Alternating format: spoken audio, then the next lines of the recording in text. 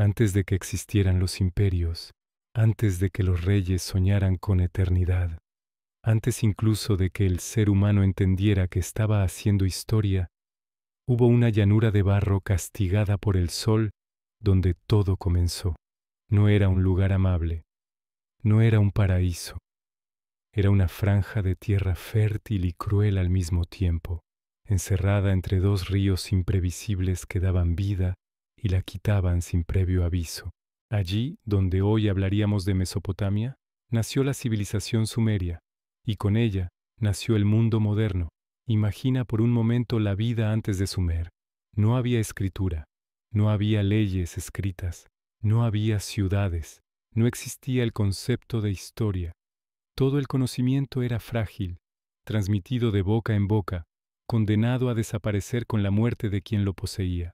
Cada generación empezaba prácticamente desde cero. El pasado no podía enseñarse, solo intuirse. El futuro era una incógnita absoluta. Los primeros sumerios no llegaron buscando gloria, llegaron buscando sobrevivir. El Tigris y el Éufrates convertían la tierra en fértil, pero también la devastaban con inundaciones brutales. Campos enteros desaparecían en una noche. Familias completas eran borradas del mapa. Cualquier otro pueblo habría huido. Ellos no.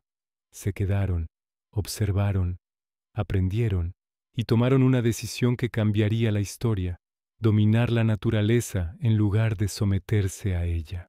Construyeron canales, diques, sistemas de riego, aprendieron a guiar el agua, a repartirla, a almacenarla, y cuando por fin lo lograron, ocurrió algo que jamás había sucedido en la historia humana. Produjeron más alimento del que necesitaban. Por primera vez, la supervivencia diaria dejó de ser la única preocupación. Ese excedente fue una revolución silenciosa. Liberó tiempo, y el tiempo liberó la mente. Ya no todos tenían que cultivar.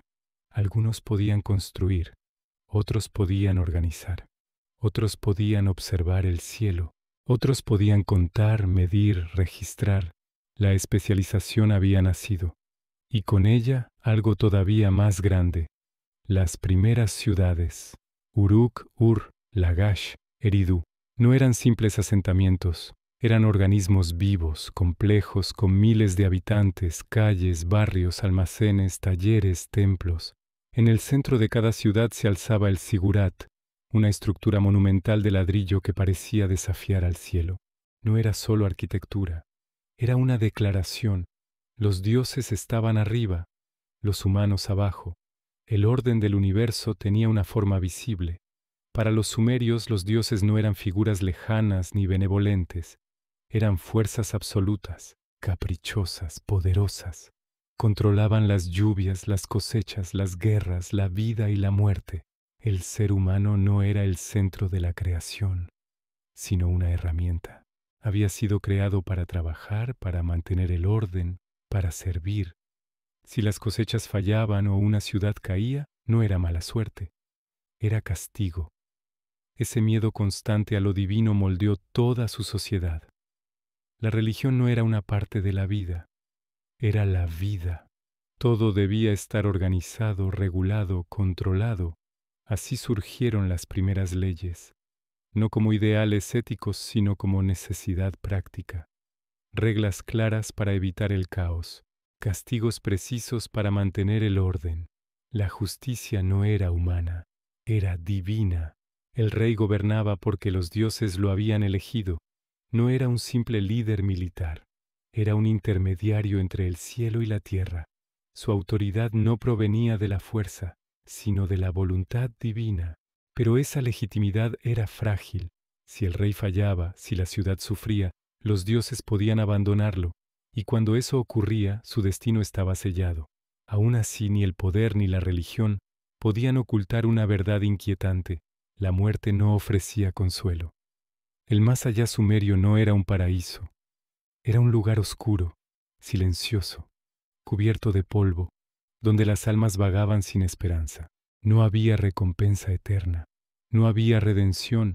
Reyes y campesinos compartían el mismo final.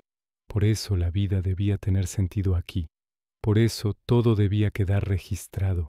Al principio fueron simples marcas en tablillas de arcilla, cuentas de grano, ganado, impuestos, nada épico, nada literario. Pero esas marcas evolucionaron, se refinaron, se convirtieron en símbolos, y esos símbolos en palabras. Así nació la escritura cuneiforme. Con la escritura ocurrió algo irreversible. El conocimiento dejó de ser mortal. Las leyes podían conservarse. Las oraciones a los dioses podían repetirse exactamente igual. Las historias podían sobrevivir a quienes las contaban. En ese instante la humanidad empezó a tener memoria. La historia había nacido. Los sumerios escribieron sobre dioses, reyes, guerras, comercio, miedos y sueños. Registraron el mundo como lo entendían, y al hacerlo, lo fijaron para siempre. Incluso hoy, miles de años después, seguimos leyendo sus palabras grabadas en barro, pero su mente no se detuvo en la tierra. Miraron al cielo, observaron los astros con una precisión asombrosa. Identificaron ciclos, patrones, repeticiones. Dividieron el tiempo, crearon calendarios, midieron el día y la noche. Desarrollaron un sistema matemático basado en el número 60. Sin saberlo, definieron cómo mediríamos el tiempo para siempre. 60 segundos, 60 minutos, 360 grados. Cada reloj moderno es un eco directo de Sumer. Sin embargo, su mayor debilidad fue política. Las ciudades sumerias nunca se unieron del todo, competían entre sí, luchaban por recursos, por poder, por prestigio. Las guerras eran constantes, y mientras se desgastaban, otros pueblos aprendían de ellos, copiaban su escritura, sus leyes, su organización. Cuando esos pueblos llegaron con más fuerza, Sumer no cayó en una gran batalla épica, simplemente se fue apagando. Ciudad tras ciudad fue abandonada. Los templos quedaron en silencio.